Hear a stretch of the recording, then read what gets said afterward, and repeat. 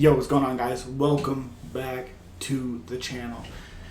Well, since fights are done until January 14th, the channel, of course, will be a little slower up until January 14th, up until probably the week or so before. Then I'll have all my fight breakdown and predictions out. Till then, you're going to have a couple quiz videos out. You're going to have a couple best of the 2022 fights, different categories, this is the start of one. Bad beats of 2022 for UFC. Some of them are just one-sided decisions. Some of them are just maulings. Some of them are just a beating. Some of them are not going to be in here that maybe you guys are thinking, just because there wasn't enough, to me, in my opinion, because this is just my opinion.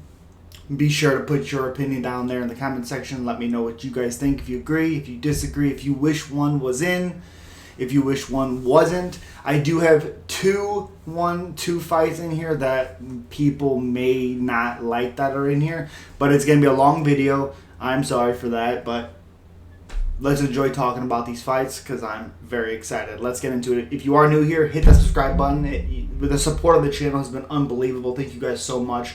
So if you are new, subscribe. If you are coming back, thank you very much for coming back. Hit the thumbs up button as well, and leave a comment down below, and let's talk about these until January 14th, or what is it, January 5th?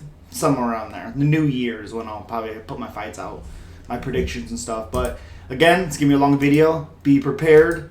Not for sure how long yet, but it's going to be a long one. First, we're starting off with Calvin Kattar versus Giga Chikadze. Absolute mauling of a fight. It was January 15th, 2022. First fight card of the year. Yeah, Calvin Kattar, after getting absolutely demolished by Max Holloway, even though Max didn't finish him, wasn't from a lack of trying. And, I don't think... Me personally didn't expect him to do what he did to Giga. I thought he would be the more calculated, more straight, better boxing. Giga is almost like Edson Barboza in the fact that he's really good with kicks and good at setting up, but if you can pressure him, he does a little bit worse. And that's what Calvin Kattar did. He stuck on him. He made Giga, he would throw with Giga instead of waiting for Giga. And Calvin Kattar put in an absolute unbelievable fight and victory for him, for his career, really for the whole thing. Pretty unbelievable comeback win after getting absolutely demolished in that fight against Max Holloway. Then we move on to Matt Frevola versus Genaro Valdez a week later. And Genaro, we've seen him fight now twice in the UFC. Showed a lot of heart, but hasn't really put it all together yet. And in this fight, came in there, I think he was 12-0. Man, was he 12? 10-0. 10-0. Either way, undefeated. Looked good on the not amateur scene, but on the lower levels. Gets up here, fights Matt Frevola, who generally would be a good fight. But we've seen Matt Frevola raise his game up since he lost to Terrence McKinney. And Matt Frevola steamrolls. Get it? Sorry. Steamrolls through Genaro Valdez, beats him up, drops him a bunch of times. Like I said, crazy hard, not a lack of trying to win the fight on Valdez's side. Just Matt Frevola, way too much. Then Bobby Green versus Nasser Haqparast. I understand Bobby Green just lost this weekend. Great victory for Drew Dober. He has a piston on the left hand, and that power on him is unbelievable. Again, Bobby Green looked good in that fight. That's all you can really ask. He didn't get dominated. He got beat by power. And he talked about speed versus power. That's what it was. Anyways, Bobby Green versus Nasser Haqparast. Absolute clinic. There wasn't really a competitive moment in this fight. Bobby Green looked like the old Bobby Green. He looked really, really good in this fight. And it's one that Haqparast wasn't able to deal with the movement like, say, Drew Dober was able to, like Dustin Poirier was able to. The guys that have given Bobby some issues are those power-heavy guys that are able to cut off the octagon, use movement back up against the cage, stuff like that. Next, we have Arman Tsarukyan versus Joel Alvarez. Bobby Green was February 12th, 2022. Arman Tsarukyan defeated Yoel Alvarez, February 26th, 2022. An absolute beatdown from Arman Sayukin. I thought Joel Alvarez would have a chance in this fight because how good his stand-up is. And I just realized his ground game is absolute trash. Got the absolute beaten the shit beaten out of him. It was not even competitive for a second. Then you have Colby Covington versus Jorge Masvidal, March 5th, 2022. And Colby Covington puts an absolute beat down on Jorge Masvidal. Beats him up. They say 49-46. I don't really know how you can give a round to Jorge. I know he dropped Colby Covington. But the absolute beating that was before and after that moment, don't think you could give him that round. Just...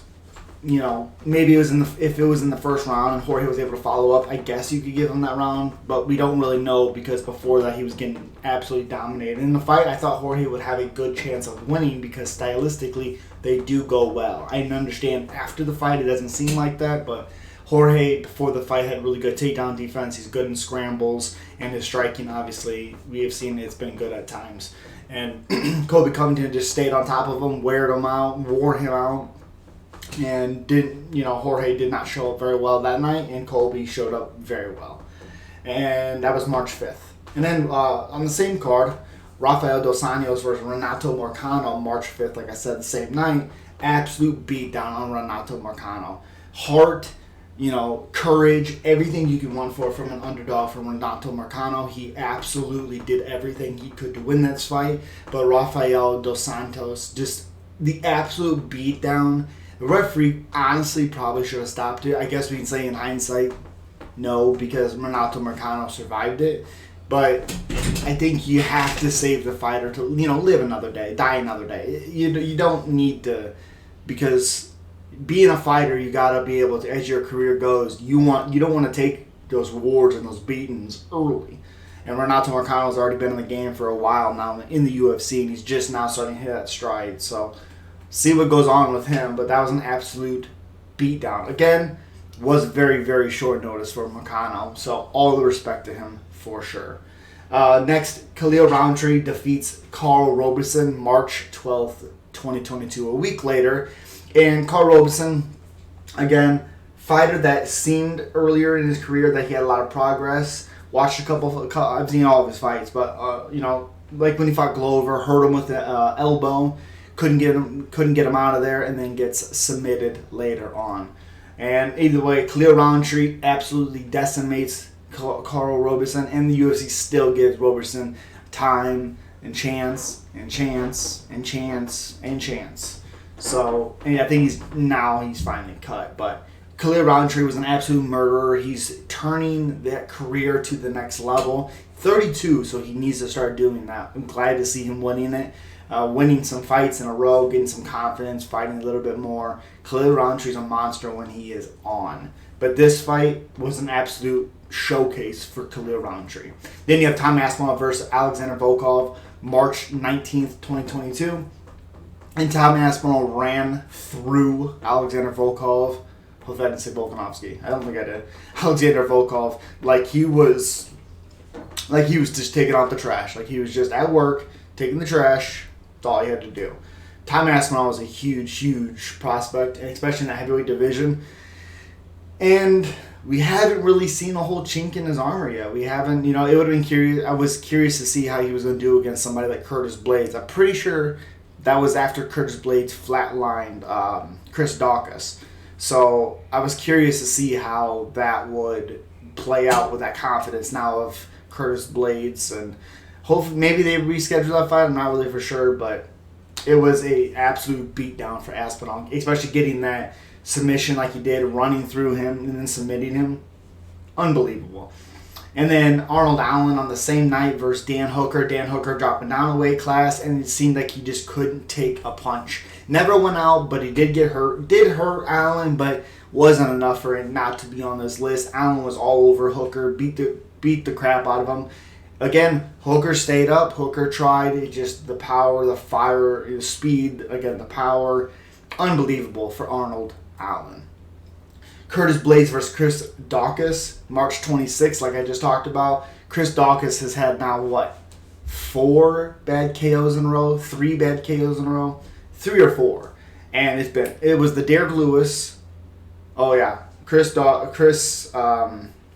Blades, and then Jairzinho Rosenstruck. 3 bad KOs in a row. And again, really, really bad KO. Really bad, especially against a guy that's not really known for that KO power. Unbelievable finish, unbelievable punch. Just crazy for Curtis Blades to be able to do that. Against a guy that we were like, we got to start having to talk about this guy. I mean, he's doing some good things, you know? And that chin said goodbye. And then Matheus Nicolai versus David Dorvik. Again, it's on here. David Dorvik just fought this last weekend. Kind of the same issue that was in his last fight against Nicolai came up in Manel Kape. I did think he responded a little bit better in the 3rd round against Manel Kape than he did against Nicolai. Nicolai beat the absolute brakes off of him. Again, surprised the ref didn't stop it. He was hurt. Unbelievable performance for Nicolai. This guy is an absolute killer, especially destroying Matt Schnell, which I did say he would do. But Nicolai is an absolute monster. I'm very excited to see what is next for Matheus Nicolai. And then Alexander Volkanovski defeated Chan Sung Jung April 9th, 2022. Absolute beatdown for Alexander Volkanovski. I thought Chan Sung Jung would have his countering. He's very, very good at countering pressure fighters and people who kind of swing big. And Volkanovski does do that. So I thought that was a good matchup for the Korean Zombie. And honestly, the speed, the footwork, it all seemed like it just shut every single thing down from Chan Sung Jung. It just confused the hell out of him. He was gun shy the whole time. And Alexander Volkanovski once again starting to show he's at that top level. This is before he fought Holloway for the 3rd time and absolutely destroying him too. So then you have Jakar Close defeating Brandon Jenkins April 16th, 2022, an absolute beatdown. I'm surprised Brandon Jenkins even made it to the 2nd round. He got absolutely mollywopped in that first round. Probably a 10-8, maybe a 10-7. He got dropped multiple times, almost finished multiple times, and then that 2nd round comes and he gets caught again, gets finished again, and that's probably the end of Brendan. It obviously is the end of Brandon Jenkins' career in the UFC. And then we have Brendan Royval versus Matt Schnell May 7th. Again, an absolute beatdown from Brandon Royval. You know, if you're able to hurt Matt Schnell, if it's a fight that Matt Schnell typically gets hurt in, Matt Schnell is going to lose that fight. If he's able to control where the fight goes, he's going to do all right. I know he came back against Samajari. I think his name is... I can't remember his name now, but that's the only time in his career I've ever seen him come back from a beating. And it's because the guy got super tired from beating him up. So, again, there is some stuff there. But nevertheless, Brandon Royval shows again why he's a top contender in that division. Great win for Brandon Royval. And Gelton Almeida defeated Parker Porter May 21st, 2022. And Gelton Almeida beat the holy hell out of Parker Porter. I don't know if there's anybody that thought Parker Porter was going to win this. I gotta be honest, Parker Porter has done pretty well in the UFC, all things considered. Did lose against Chris Curtis early in Chris Curtis's UFC career, and Parker Porter's may have even been a short notice fight for Porter. I think Porter's lost one. No, this is his 2nd loss in the UFC, and he's won 4 or 5, something like that. He's done pretty well for himself in the UFC. So great for him, but Gelton Almeida is another absolute monster. He is a killer. The only thing that we have seen is him slow down slightly, but until someone can expose that a little bit more, he's going to keep running through these divisions. And then Mavzar Ivalov versus Dan Ige, June 4th, 2022.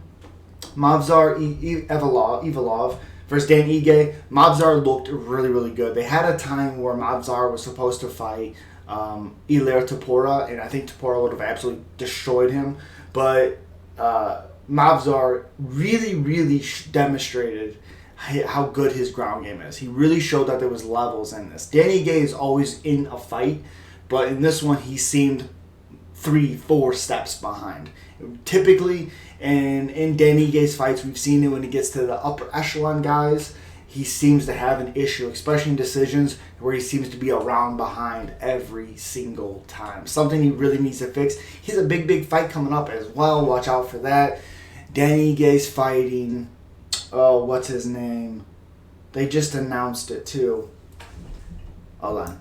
Quick break. Dan Ige. Damn, who was it? Oh, it's definitely not the Korean zombie. Alright, let's see.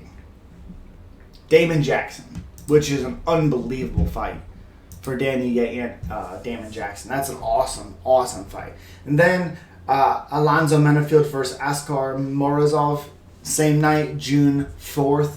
Again, this fight was an absolute beating. Some weird stuff with Askar getting to the UFC, his record, what it was. It was like 23-7, I believe, at one point. No, 25-7. And then it dropped down to 21-9, and then it dropped down again to like 19-11, 19-10, something like that. It was some weird stuff. Yeah, I do believe he got in trouble after tested positive or something, and also lied about some stuff. Weird thing.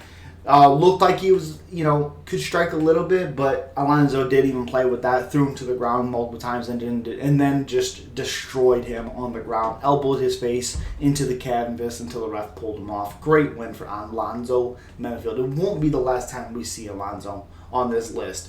And then we have Zhang Weili versus Joanna Jędrzejczyk. Thought Joanna Jędrzejczyk won their first meeting. Second meeting, she seemed like she shouldn't even been there. And that's hard to say with Joanna. Joanna, now retired, but unbelievable champion in that division when she was at her peak. This fight, though, Zhang Weili, now the new second-time champion, just a step ahead of Joanna every single place this fight went. And then to be able to KO her like she did with just a weird back fist. Unbelievable win for Zhang Weili. Obviously, she's now the champion. And then we have Gregory Rodriguez defeating Julian Marquez June 18th. Another fight where Gregory Rodriguez looked incredible. He is not on this list, I believe, again, because there was some adversity that he had to go through to get that last win he had. So he's not on this list. This fight wasn't even close. Julian Marquez, known great chin, good cardio, big dude, can strike, and he has good submission like offense or whatever. But Gregory Rodriguez kind of ran through Julian Marquez, and first person to finish him. So unbelievable for Gregory Rodriguez. Really good on the ground type of guy. Was finished on the Dana White's Contender Series, but since then he showed one hell of a chin. I don't know what's going on there, but one hell of a chin. Then on the same card, Phil Hawes absolutely destroyed Deron Winn. I don't know how Deron Winn is still even in the UFC, but he is. And Phil Hawes, with his speed, the athleticism, the power, especially early, just beat the holy hell out of Deron Winn. It was a great win for Phil Hawes. And we just seen what happened to Phil Hawes in his most recent fight against Roman Dolidze. Then Cody Stamann defeated Eddie Wineland on the same night, June 18th, 2022. He absolutely bull rushed Eddie Wineland, didn't give Eddie Wineland a chance, even though Eddie was at the last fight of his career, didn't really want to be there, couldn't take a punch anymore, even though that was what he was known for, was his chin and his power in his hands. And it just kind of left him on a whim after the Sean O'Malley fight, but that was the start of it, of course. Cody Stamann, great win. It was like 40-some seconds or something, but again, just ran at him, did what he had to do, got him out of there, and great win for Cody Stamann. And especially, he needed that finish, like, hey, I'm still here. I'm still here. And then you got Ricardo Ramos, Danny Chavez. Ricardo Ramos, unbelievable techniques. If he's able to get off, if you give him that distance, he sets up his kicks, he sets up his punches very well. This instance, backed the guy up against the cage and then spun the spinning back elbow, I believe it was. It was nasty, froze him against the cage. Great win for Ricardo Ramos on the same night. Then also on the same night, Roman Dolidze versus Kyle Dawkins. Roman Dolidze is right up there. Just beat Jack Hermanson on short notice after beating Phil Hawes, after beating Kyle Dawkins. This was the start of Roman Dolidze's rise in that division. Unbelievable. He looked really, really good against Kyle Dawkins, showed that finishing ability that we really hadn't seen since his debut. And he literally broke Kyle Dawkins' face. And Kyle Dawkins just lost against Eric Anders. That will be on the list. But yeah, absolute, bullying from Roman Dolidze. He is your winner. And then also on the same card, Adrian Yanez versus Tony Kelly. And Adrian Yanez just took all the trash talk that Tony Kelly put on him, that was saying to him, flicking him off, all these things, and he literally destroyed him in Adrian Yanez's hometown. Adrian Yanez just took it to Tony Kelly. As soon as he heard him once, and then he heard him again. And as soon as he heard him that last time, he just unloaded, and that was all she wrote. It was a nasty, nasty finish, and great win for Adrian Yanez. He is an absolute sniper, man. Absolute sniper. And then, different night, next week, Shavkat Rakhmonov defeated Neil Magny June 25th, 2022, and Shavkat Rakhmonov was incredible. The only fight that I've seen a little chink is when he fought Alex Oliveira. Yeah, Alex Oliveira, the Brazilian cowboy. And Oliveira, man, he's not in the UFC anymore or anything, but he did very, very well in this fight. Even up until he lost, he really stung Shavkat Rakhmonov. He didn't let Shavkat go first for a little bit, and then he backed off, and that's when he got hurt and then lost the fight.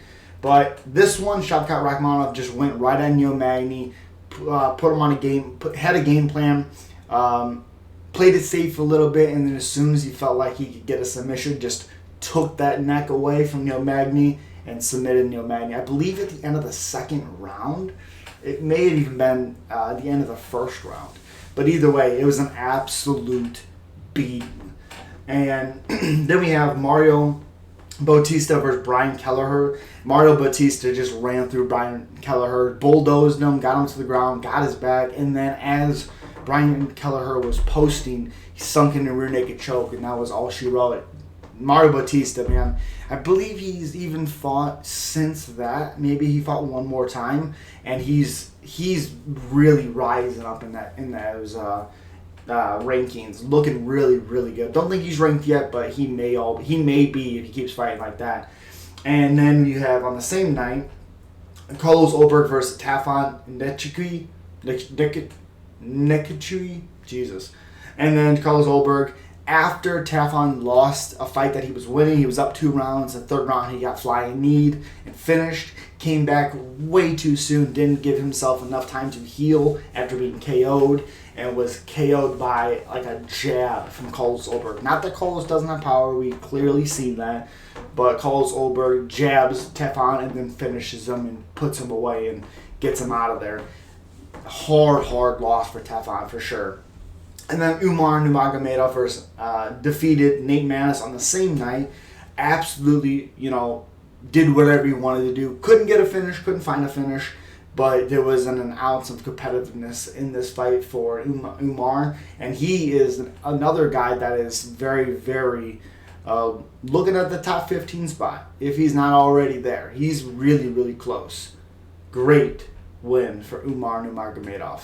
And then Alexander Volkanovski defeated Max Holloway July 2nd, 2022. And just absolute beatdown for Alexander Volkanovski. It seemed like the Max Holloway that fought Rodriguez, the Max Holloway that fought Calvin Kattar was not the same Max that showed up on this night. He seemed slower. His reactions didn't seem to be there. And we can say it was because of Volkanovski. But from round number 1, as soon as the fight started, it didn't seem like Max was even awake at that point. And Alexander Volkanovski is not a guy you can show up badly against, as we've seen already. And I thought Max Holloway won that second fight. So the game plan was there for Max Holloway, and he just didn't. He looked really, really bad, and Alexander Volkanovski busts him open. Never hurt him, never almost finished him because Max is just that guy, but great win for Alexander Volkanovski. And then we have Jalen Turner versus Brad Riddell on the same card. And Jalen Turner, another guy that is on this win streak, and is unbelievable. Jalen Turner, and Drew Dober just called out Jalen Turner. He said he wants all those problems that Jalen Turner shows, and that's an interesting fight to talk about as well. Not doing it here, but it's an interesting fight to talk about. And then again, same night, Alex Pereira defeated Sean Strickland, and again, it's one that I thought Strickland could have a chance on because he doesn't let Pereira. He doesn't let his fighters typically get going. He likes to intercept, but the problem that Strickland was doing was that he was just like pity-pattying them. He was just like, and then throwing some leg kicks and, just like point punching them. And you can't do that with a guy that is an ultimate counter guy. There's just no way. Bruno Silva had a lot of success because he was throwing when he was going forward. He wasn't just giving one shot, one look, and then it was able to counter. And even then, at points, Bruno Silva was even getting hurt as well. And he tagged Alex Pereira a lot in that fight. So Sean Strickland couldn't have been the game plan for him just to pity-patty with Alex Pereira. I just don't think he respected the power. And we seen it. And Alex Pereira throws this disgusting left hook and just flatlines Sean Strickland. Great win for Alex Pereira, who is now obviously the middleweight champion. And then Kakramanov versus Ronnie Lawrence. Ronnie Lawrence, really, really good. Seen a little bit of a chink in the striking department in his previous fight where he got rocked and almost finished. Did ultimately win the decision, of course, but against Kakramanov, he wasn't even in the fight. I mean, the pace, everything that Kakramanov, everything he did in the Syed fight this last weekend, he did against Ronnie Lawrence. He just didn't get submitted. The pace, the pressure, the speed, the takedowns, the ridiculous cardio was unbelievable for Kakramanov, and just almost an easy victory for him in that one. And then Amanda Lemos versus Michelle Waterson. Waterson really, really needing this victory, and she could not get it. Lemos too powerful, too fast, gets the submission. It was a ridiculous win for Amanda Lemos and also coming off of a submission loss herself. Got right back in there, taking really no damage in the previous fight against Andrade, and got her win right back. And then Dustin Jacoby defeated Da Un Jung. Just is ridiculous. You see how good he is as a kickboxer in that kickboxing record, not great, but you see that translation of distance and power and where to place his shots. You see that, a lot in that fight because of the stance, the height, how Da Un Jung holds his hands up. Just Dustin Jacoby had the perfect game plan, perfect style to finish Da Un Jung. And then, Amanda Lemos and Michelle Waterson was July 16th also. And then you got Li Jilang versus Muslim Salikov. Salikov just got back in the win column against Andre Filio. Looked really, really good in that fight. Really good in that fight. But Andre Filio, I don't think should have been there. Just being KO'd by Jake Matthews a little bit before that as well. But Li Jilang put it on Muslim Salikov. And just his ability, his speed, that distance, how he covers distance really, really confused Muslim Salikov. If you're able to pressure him, it gives him a lot of issues. And we've seen that in that fight. And Li Jilang just has the power and the speed. And again, the way he covers the distance really, really confused and hurt Muslim at a lot of times in that fight. Finished him, I believe, in the second round. And then Jack Hermanson defeating Chris Curtis. Again, not a close fight at all. Not really a beatdown, but just not a close fight. In a fight that Jack Hermanson never really showed he could fight like that. It's just not something that he had ever done. And Chris Curtis, I believe he took that also on short notice. I don't think it was a full camp thing. It was also July 23rd, 2022, but I don't think that was a full training camp. Leave a comment down below, let me know if it was, but Jack Hermanson, his movement really gave Chris Curtis a lot of issues, a lot of problems, and just couldn't get a hold of him and lost a decision. And then Nikita Krylov versus Alexander Gustafsson. Gustafsson just looked really slow, really bad, didn't look awake at all, and Krylov knew that, went right at him, and finished him with some punches. It was a nasty, nasty finish. It looked there for a second like Gustafsson was going to win, was going to recover, not win, but recover, and then as soon as it looked like that, Krylov finished him, I believe, with an uppercut from the clinch. Great win for Nikita Krylov. And Molly McCann defeated Hannah Goldie after she had a crazy spinning back elbow KO. Just went right at Hannah Goldie and finished her with some punches against the cage. It was a beatdown for Molly McCann in that fight. She didn't give any respect or any space to Hannah Goldie whatsoever. And then Nathaniel Wood defeating Charles Rosa on the same night. Just Nathaniel Wood's movement, his movement is really, really good. It separates him a lot in this division, and he did his movement and his combinations and his distance control is really what won him this fight in this, and his pace and pressure really won him this fight against Charles Rosa. And then Muhammad Mokaev defeating Charles Johnson. Muhammad just all over Charles Johnson. Charles Johnson is on this again. Wait for that. And Muhammad Mokaev just, again, all over him. Charles Johnson showed ability to constantly get up and stuff like that. He couldn't really be held down, but he couldn't get away from Mokaev. And Muhammad just really, really good. And he has also got another victory since then, too. And then Amanda Nunes versus Juliana Pena, July 30th, 2022. Amanda Nunes looked as she should have looked in the first fight. But I think they said that she didn't take it serious. She really didn't train, didn't really, take it serious, like we said. And we've seen her, when she took it serious, we've seen how she performed. I don't know what Juliana Pena thought she was going to be able to do. I don't know why she thought she would be able to do that again, just push forward and throw punches and leave herself wide open again. She got countered and dropped multiple times. It never seemed like she was completely out, but she was getting dropped over and over and over and over again. An absolute beatdown for Amanda Nunes, and she gets her belt back. And then Alexander Pantoja versus Alex Perez. Pantoja really needed to show why he should be next for the title. He's not still, but he needed to show why he was next for the title and put out a statement, and I think he really did. Striking a whole lot with Alex Perez as soon as the fight started with a blitz, and then gets his back and absolutely puts in one of the craziest rear naked chokes I've seen. Just the intensity from that guy is unbelievable. He's so good, and I still think somehow underrated. He's really, really good. Alexander Pantoja. And then Nikolai, not going to say that last name, Nikolai versus Ior Pintoria. Nikolai just really, really looked good in this fight. I thought the power and the how Ior throws his punches would give a lot of problem to Nikolai because he tends to rely on his chin. And that's not really what happened. Nikolai never gave him the space to set up his punches.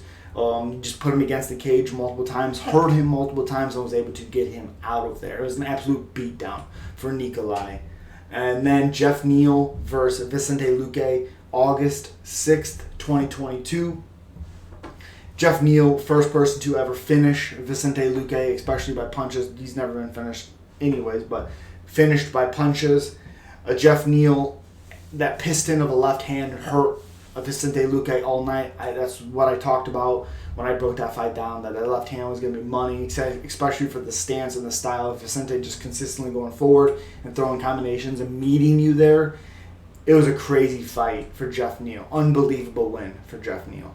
And then Michelle Oleksiak defeated Sam Alvey on the same night. Just never let Sam Alvey off the hook. Pressured him through punches, through combinations. Sam Alvey once again showed his durability, his toughness, but there was just no chance of him recovering or coming back in this fight. And great win for Michelle on that night. And then Brian Battle defeated Takashi Sato. And Brian Battle just, even with losing last night, he showed that he can hang with those guys. He may not win all the time, but his striking looked good. He threw a nasty head kick very early in the fight and shut the lights out of Sato. Just a great, great victory for Brian Battle. And then Priscilla Kocheria defeated Ariana Lipski, August 13th, 2022. And Priscilla looked incredible in this fight. Again, never gave Ariana a space in this fight. She was always on her, always throwing punches, and always beating her up. And every time she hit her, she hurt her, got her down, and that was the end of that fight. Priscilla looked really, really good. And then you got Josh Quinlan defeating Jason Witt. Jason Witt retired after this fight. Gets caught with his left hook once again in his career. And Josh Quinlan, great win. Great ability not to hit somebody when they were out as well. Again, awesome win for Josh Quinlan. And then Tyson Nam defeating O'Day Osborne. I thought O'Day Osborne would give a lot of tricky footwork and odd angles for Tyson Nam, but he just kind of did the same thing multiple times, and Tyson Nam was setting him up for that right hand, and you see it. He jumps up once for a flying knee and then jumps up again, and you can't just do that against a guy that has big power and speed and can cover distance like Tyson Nam can. Completely obliterated O'Day Osborne in this fight. Great KO victory for Tyson Nam. And then Tyson Pedro defeated Harry Hunsucker August 20th, 2022. And Tyson Pedro really put it to Harry Hunsucker, made another statement because, again, he was out for a couple years. And, again, this was the perfect guy to put a showing on and hurt Harry Hunsucker's legs early. And then once he went down from, I believe, a body kick, he hit him again and put him out cold with punches.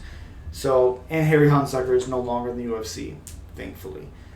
Yikes. And then Jared Gordon defeated Leonardo Santos. Leonardo Santos was a contender there for a little bit, but had some time off. And you seen when he came back against somebody and ultimately won a decision, but looked his age for the first time in his career. And then he fought Grant Dawson. Looked decent in that fight. I still had Grant up. I thought it was close, and then loses that fight.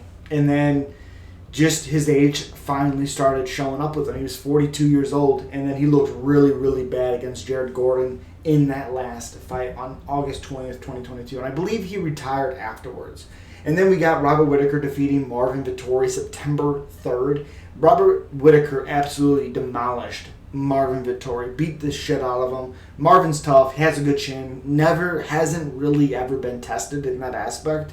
Like, he's never been like, oh, he's almost out of here. But this was the first fight where you were like, you better be careful, he's about to get finished. It was a beatdown for Robert Whittaker on Marvin Vettori, September 3rd of 2022. And then on the same night, Christian Cuneiras defeated Khalid Taha. As soon as he figured out his range, his movement, and where he could throw his strikes and all that, Jesus, he laid it on Khalid Taha and got him out of there. For the first time, I believe it was the first time he'd ever been finished as well. And then Benoit St. Denis defeated Gabriel Miranda on the same night.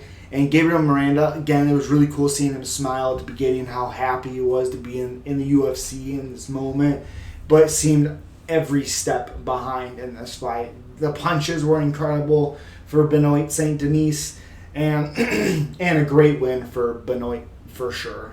Absolute beatdown. The referee gave Gabriel Miranda every single chance he could for him to survive. And Benoit was just way too much this night. And then Faris Ziam defeated Michael Figlet. I thought Michael Figlet would have a lot more success, especially in the kicking area. And Faris Ziam showed how good his boxing is, how good his movement and his combinations are when he lets them go.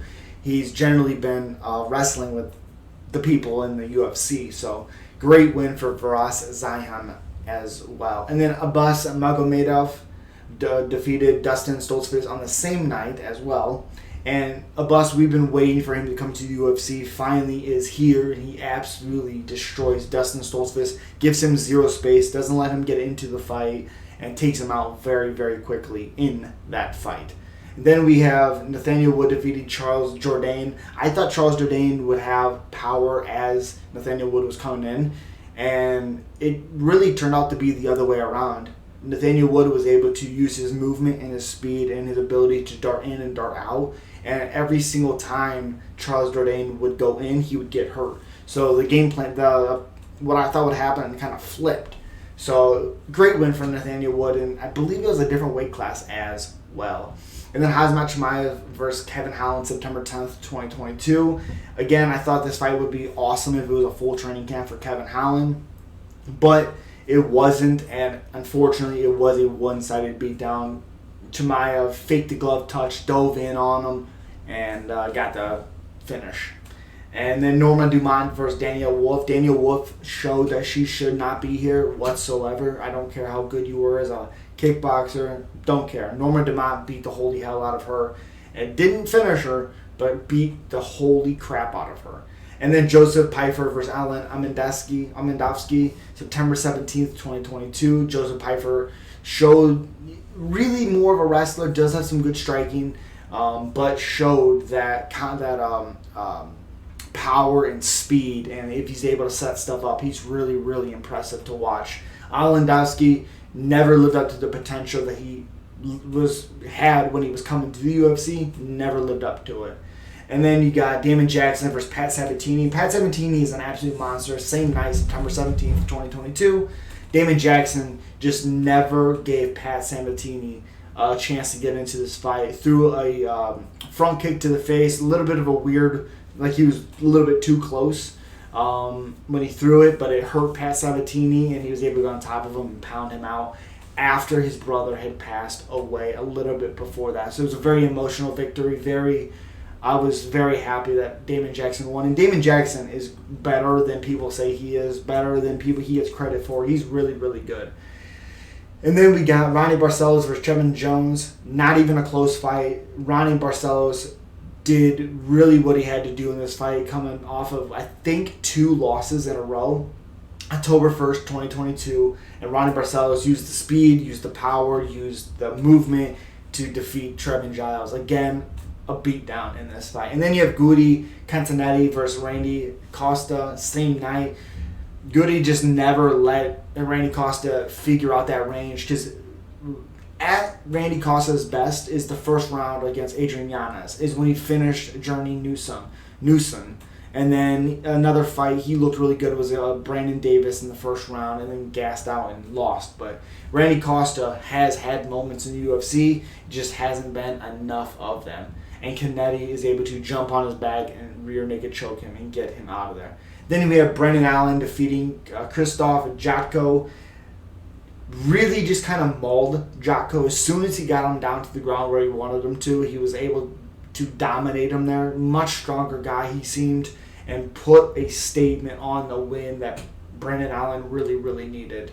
And then you have Joaquin Silva defeating Jesse Ronson. Joaquin Silva has suffered 2 bad KOs in a row, and to come out and do what he did against the striker, Jesse Ronson, Joaquin Silva just almost did whatever he wanted to. And he switched stances, and they were telling him, you got to be careful of him switching stances. And Jesse Ronson just never picked up on it. And Joaquin Silva was able to run through Jesse Ronson. And then you have Jonathan Martinez defeating Cub Swanson October 15th, 2022. And it was the leg kicks that really, really hurt Cub Swanson. And then I believe he was even finished by the leg kicks. But it was an absolute beatdown. Cub Swanson should not have... I don't understand why he went down anyways, because he had a great victory over Darren Elkins in the division above him. And he had that momentum, so I don't understand why go down. I don't know. I don't really understand it. But, yeah, great win for Jonathan Martinez, who's also a guy to watch out for. Then you have Pete Rodriguez defeated Mike Jackson. Pete Rodriguez just went right at Mike Jackson. Pete Rodriguez coming off the KO loss against Jack Maladalena. I think that's how you say it. And just went right at Mike Jackson. Didn't give him space. Did get caught with the left hand that he said hurt him after the fight and stuff. But did get caught with the left hand. Woke up a little bit. Started putting that pressure. Cutting the octagon off. And threw a nasty knee. And got Mike Jackson out of there. And also, Jake Shields, thank you for beating that piece of crap up too. Thank you. And then Alonzo Menifield defeated Misha Cirkunov. Absolutely destroyed destruction. Showed the destructive power of Alonzo Menifield. Had Pat Barry in his corner. They were kind of doing this, going side to side when they were standing there waiting to get into this fight. Absolute bully beatdown for Alonzo Menifield. Misha Cirkunov, finally out of the UFC, was 13-2 at one point, thankfully. Or maybe even 13-1. But he's out of here, thankfully. Alonzo Menifield destroyed Misha Cirkunov very, very quickly as well. And then Rafael Assunção defeated Victor Henry. Huge victory for Rafael Assunção. I don't know where this came from. I thought he was going to retire after he got finished. by Cody and by Ricky Simone, and just turned the clock back, and Rafael Assunção looked really, really good in this fight. Changed camps, I believe, changed training partners, and great win for Rafael Assunção. People don't know how good of a win that is because Victor Henry's kind of unknown or whatever, even after his debut. And Rafael turned the clock back and won that fight. Great job for him. Great win, too. And then Islam Makhachev defeating Charles Oliveira October 22nd, 2022. Again, not even a close fight.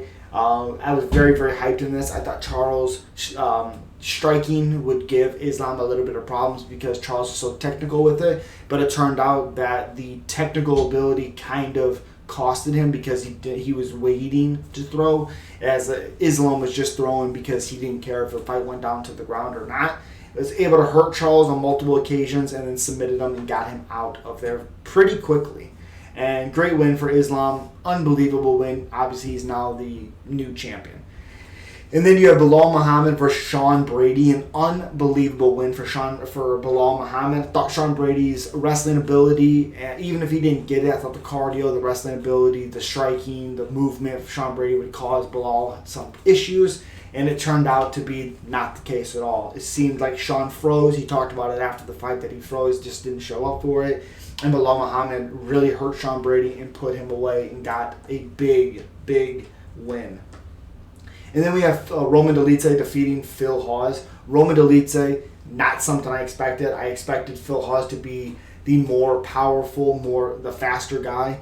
And it looked like he was a little bit. Got a beautiful takedown, and then Roman, kind of what he did to Jack Hermanson, folded him up, got that knee. Looked like an injury to the knee, and then was able to absolutely destroy Phil Hawes against the cage. And again, Roman Dolidze is an absolute monster, man. Absolute monster. And then you have Steve Garcia defeating Chase Hooper. I thought Chase Hooper's length would give him a lot of, it would help him a lot in this fight, especially after Steve Garcia was just KO'd in his previous fight before this. But Steve Garcia just went right at Chase Hooper, never gave him time to breathe, threw a bunch of powerful strikes, hurt Chase Hooper a multitude of times, and got him out of there. Great win for Steve Garcia. And then you have Tager Ulanbekov versus Nate Maness. Tager Ulanbekov, an absolute mauling of a win on this one. Cannot believe how good this win was. Nate Maness had hard times on this one. November 5th, 2022. And on the same night, Marlon Bautista defeated Benito Lopez. Absolutely destroyed Benito Lopez. I don't understand the game plan from Benito Lopez in this. Hard fight to come back from. A couple-year layoff. And Mario Bautista just looked, he's on another level, and he showed it once again. At some point, you got to start getting him some better fighters.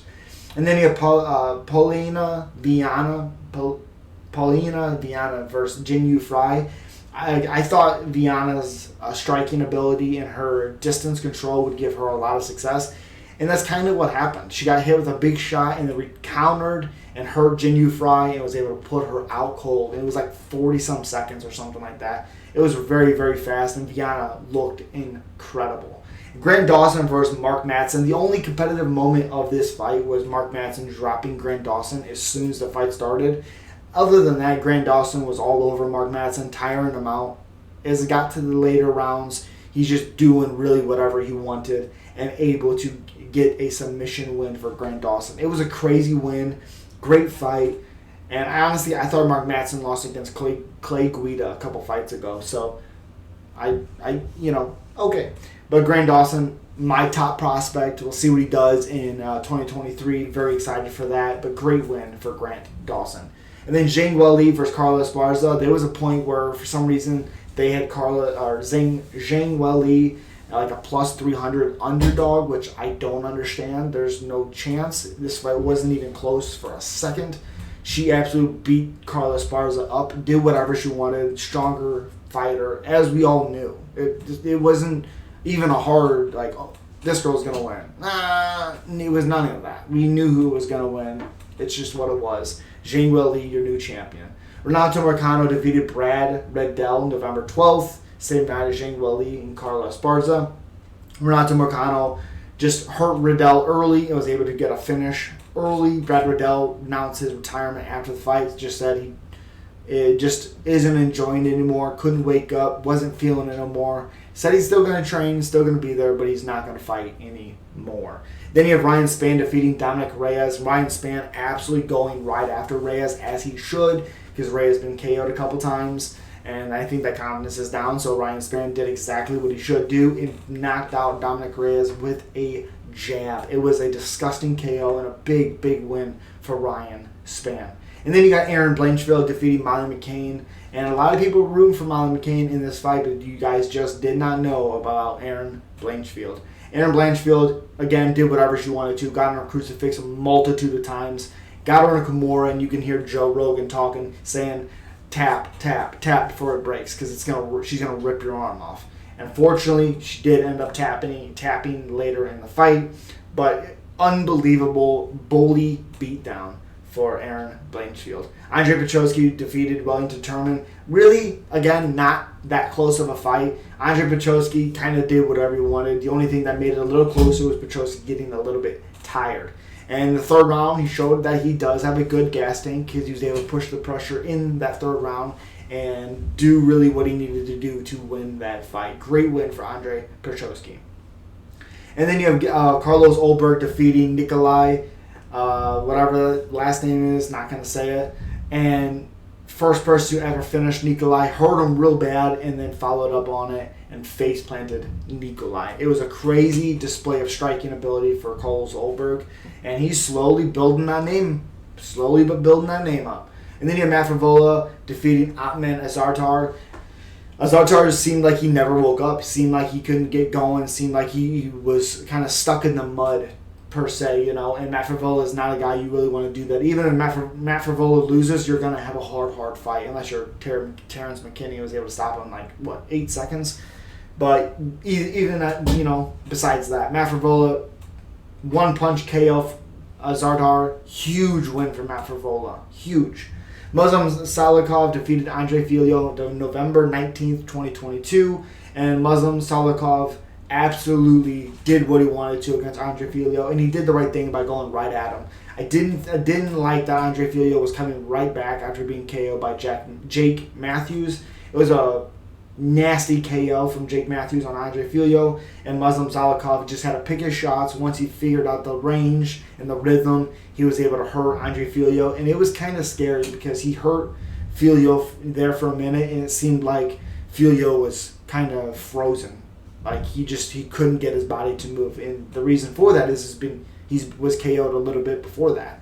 So didn't like that fight, but great win for Muslim Salikov. And then you have Jack Della Mandela defeating Danny Roberts. Absolutely destroyed Danny Roberts in a fight that I thought Roberts would give him some issues. I didn't think maybe he would win, but he would give him some issues just on the fact that he's a veteran. He does have some good striking, and he's good at intercepting fighters when they respect him a little bit too much. And I thought Danny Roberts would be able to do that, and it seemed like Danny Roberts was multiple steps behind of Magdalena, and Jack Della just put it on him and was able to finish him and get him out of there. I believe it was a body shot as well. And then we have Charles Jordan, Zalgiris Zumagulov defeating Charles Jordan, and Zalgiris, his best performance, but yet he did retire from getting some really, really bad split decisions. Thought he beat Jeff Molina, thought he beat Charles Johnson, but Zalgiris, you know, did almost whatever he wanted in this fight. His striking looked good, his leg kicks looked good, his movement looked good. The best I had ever seen him fight in the UFC, and it seems like we're not going to see him again. But he looked really, really good in a fight that he needed to win, and I thought he won. So, and then you have Rafael Dos Anjos defeating Brian Barberena. There was not even December 3rd, 2022. To me, really wasn't even a fight because Brian Barberena, what's he good at? You know, lasting a little bit longer than his opponents as they get tired. He can make it a dog fight. He has a good chin, good cardio if he needs to in those dog fights. You're just not going to be able to do that against RDA because RDA is smart enough that he's just not going to stand there and strike with you when he can take you down at ease and beat you.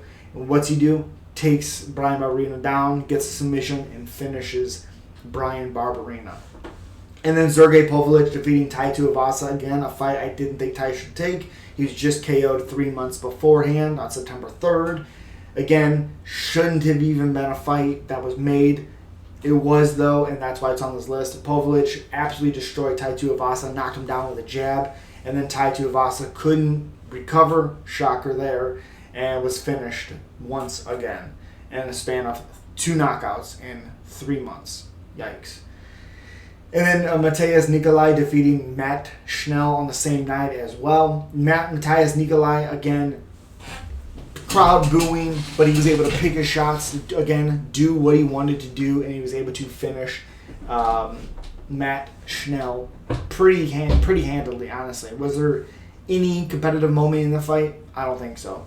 Then Eric Anders destroying Kyle Dawkins. Again, Roman Dolidze did a work on Kyle Dawkins. We hadn't really seen this ability not to take punches or punishment or anything like that. And, you know, all credit to Eric Anders. He does have a nice left hand. He hadn't really been throwing it. And I said when I was breaking the fight down that Eric Anders needs to get back to letting that left hand go, throwing it with combinations, because he has really big power. And he's very, very fast. Of course, pick your shot. Don't get crazy, you know, but he needs to throw it more. And boy, did he do that. And dropped Kyle multitude of times and was able to get him out of there as well. And then Angela Hill defeating Emily Ducote.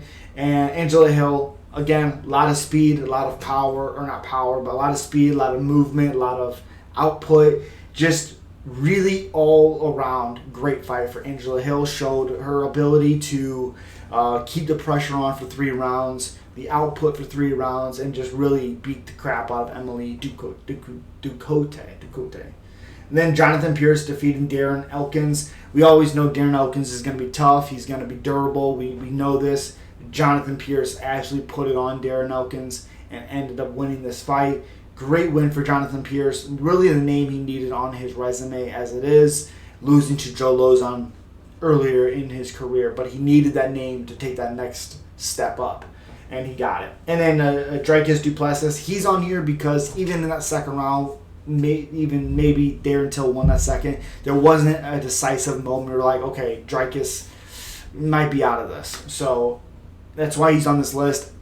Really beat up Darren Till for the first and the third round. Darren Till looked super flat even in the second round. His elbow, he had some nice elbows, but it's just not the same Darren Till that I remember with that left hand. It seemed like every time he'd hit somebody with that left early in his career, they were getting hurt and they were dropping. Seemed like a different Darren Till. And then you have Roro Roses Jr. defeating Jay Perrin. Jay Perrin, I thought, would give a lot more resistance in this. I thought his scrambling ability, because he always seemed to get taken down, but he would always get back up. I did say a concern was that he does get taken down, and that's really what it was in this fight. As soon as he got taken down, he was controlled heavily and submitted fairly quickly in this fight. Great win for Raul Roses Jr. Yeah, yikes. And then Jairzinho Rozenstruik defeating Chris Daukaus in the fashion that he should have. I said in my prediction that Jairzinho Rozenstruik needs to go straight at Chris Daukaus, beat him up, throw power shots, throw his speed, and it was actually Chris Daukaus that brought the fight to Jairzinho, actually closed the distance for Jairzinho in that instance, threw a big right hand at Jairzinho, which again closed that distance for Jairzinho to return with a counter, and just unloaded on Chris Daukaus and got him out of there, I think like 23 seconds. Unbelievable. And then TJ Brown defeating Eric Silva. Not really a competitive fight. Every time Silva got a good position, he gave it up at doing something stupid.